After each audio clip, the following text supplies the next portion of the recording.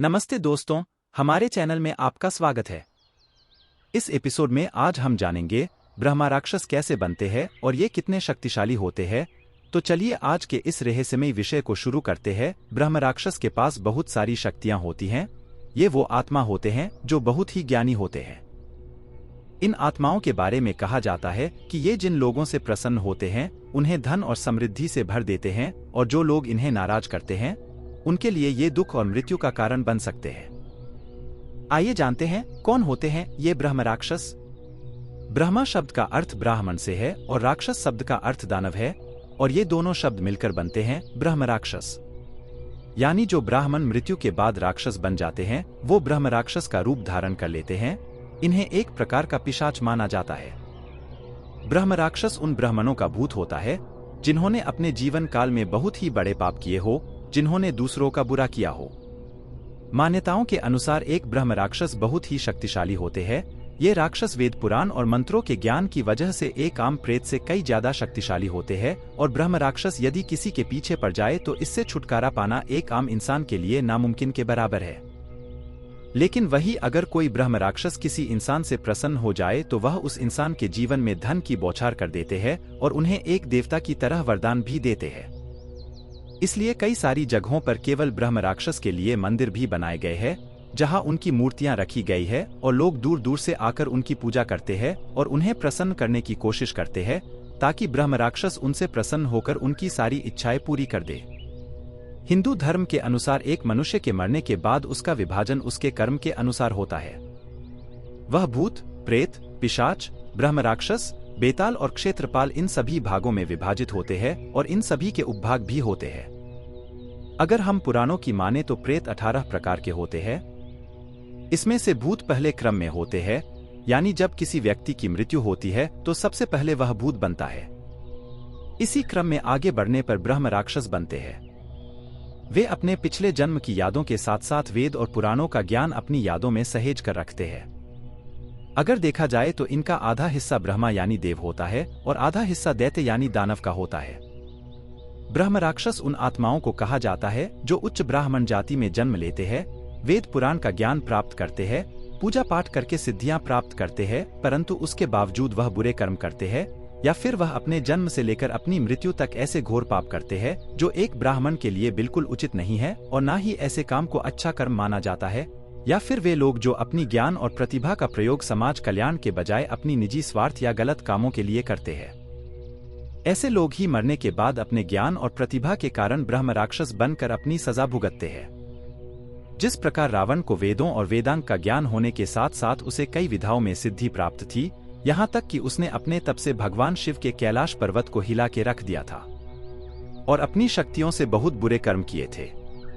इसी प्रकार के ब्राह्मण की आत्माएं आगे जाकर ब्रह्म राक्षस बनती है।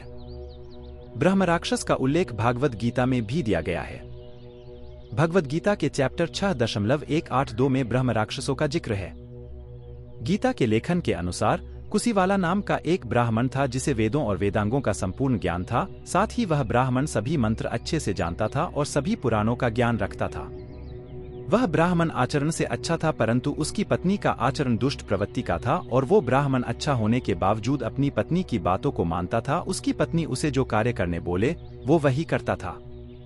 जब भी किसी का कोई पूजन का कार्य होता था तब भेंट में उनकी पत्नी उसे बड़े बड़े उपहार लेने के लिए कहती थी, जिसकी वजह से वह अक्सर बड़े पुरस्कार जैसे कि भैंस, कालपुरुष और घोड़े इत्यादि ही स्वीकार करता था। अपनी पत्नी के साथ साथ उसमें भी लालच आ गया था। जो भी उन्हें भेंट के तौर पर मिलता वह उन वस्तुओं को कभी भी दूसरे ब्राह्मणों को नहीं देते थे, और अंततः मृत्यु के बाद उनकी आत्माएं ब्रह्म राक्षस बन गई। भूख और प्यास से उनकी आत्माएं भटकती रही और अंत में एक पीपल के वृक्ष पर वास करने लगी और ब्रह्म राक्षस बन गई। चलिए अब हम आपको बताते हैं कि किन लोगों को ब्रह्म राक्षस सताते हैं।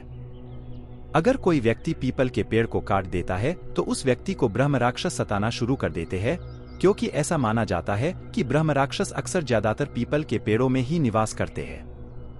इसके अलावा कई बार लोगों को अचानक ही जमीन में गड़ा हुआ खजाना मिल जाता है। ऐसा माना जाता है कि जमीन में गड़े हुए खजानों की रखवाली ब्रह्म राक्षस करते हैं, तो कई बार लोगों को ब्रह्म राक्षस इस वजह से भी प्रभावित करते हैं, उन्हें सताते हैं। कई बार लोग जाने अनजाने में बहुत ही पुराने पेड़ों को काट देते हैं जो कि सदियों से किसी जगह पर मौजूद रहते हैं। ऐसा माना जाता है कि ज्यादा से ज्यादा पुराने पेड़ों को नहीं काटना चाहिए क्योंकि उनमें ब्रह्म राक्षसों का निवास हो सकता है। आम के पेड़ों को कभी नहीं काटना चाहिए क्योंकि पीपल के पेड़ के बाद आम के पेड़ ही ब्रह्म राक्षसों का सबसे अच्छा निवास माना जाता है। अगर कोई व्यक्ति ऐसे पेड़ों को काटता या कटवाता है तो फिर उसे ब्रह्म राक्षस का प्रकोप सहना पड़ सकता है। बहुत से तंत्र विद्या में माहिर तांत्रिक और अघोरी दूसरे लोगों के कहने पर या फिर खुद के किसी निजी स्वार्थ के तौर पर अपनी तंत्र विद्या का इस्तेमाल करके ब्रह्म राक्षस को आपके घर में प्रवेश करवा सकता है या फिर किसी खास व्यक्ति पर उसका प्रभाव डालने के लिए भेज सकता है। यदि कोई व्यक्ति ब्रह्म राक्षस के प्रकोप का शिकार बनता है तो उससे छुटकारा पाना मुश्किल हो जाता है। हिंदू धर्म ग्रंथों की माने तो ये ब्रह्म राक्षस बहुत ही शक्तिशाली आत्मा होने के साथ साथ ये कई तरह की दूसरी शक्तियों के मालिक भी होते हैं। इनको सिर्फ कुछ चुनिंदा लोग या किसी शक्तिशाली राशि में जन्म लिया व्यक्ति ही मार सकता है और उन्हें मुक्ति दे सकता है। गीता में ब्रह्म राक्षस की मुक्ति का मार्ग बड़ा ही आसान बताया गया है। गीता में एक जगह बताया गया है कि एक ऋषि मुनि एक वृक्ष के नीचे गीता के श्लोकों का उच्चारण कर रहे थे और तभी उस वृक्ष के पेड़ में बैठे ब्रह्म राक्षस ने उन श्लोकों को आधा ही गलती से सुन लिया और फिर उसे मुक्ति मिल गई। इस तरह से ब्रह्म राक्षस को मुक्ति मिल सकती है। आशा करते हैं दोस्तों आपको यह वीडियो पसंद आया होगा। यदि ये से वीडियो और देखना चाहते हैं तो हमारे चैनल को सब्सक्राइब करें और कमेंट भी करें। धन्यवाद।